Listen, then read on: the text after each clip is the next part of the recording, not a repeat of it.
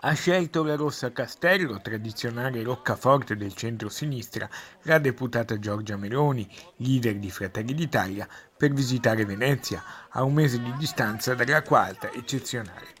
Con piglio deciso, nonostante vento e pioggia quasi incessanti, ha percorso via Garibaldi, una delle zone più popolari della città, incontrando i cittadini e visitando alcuni negozi. Ho avuto l'impressione di una città che chiaramente ha avuto le sue difficoltà, ma che come sempre riesce a risollevarsi con grande forza, con grande dignità, e ci tengo a dirlo perché voglio dire agli italiani e anche a chi magari dovesse guardarci da fuori ai confini nazionali che il periodo natalizio è un ottimo periodo per venirla a visitare Venezia.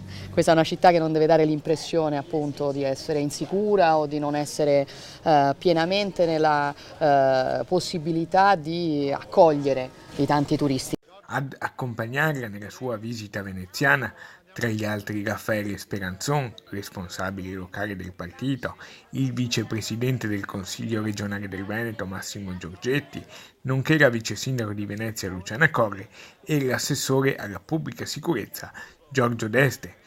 La Meloni ha così confermato l'impegno per la città.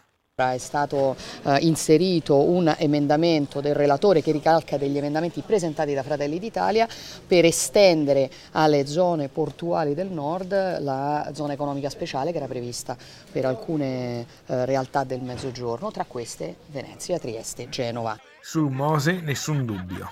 Penso che adesso l'unica cosa seria da fare sia finirlo in tempi più rapidi possibili e finirlo senza che ovviamente i costi lievitino ancora, perché troppe volte già i costi sono lievitati. L'esponente di Fratelli d'Italia, in vista delle prossime regionali, conferma il sostegno del partito al governatore uscente Luca Zaia. Un governatore uscente che ha ben lavorato e quindi insomma soprattutto in un'ottica di centrodestra unito non ci sarebbe da parte nostra ragione di discuterlo.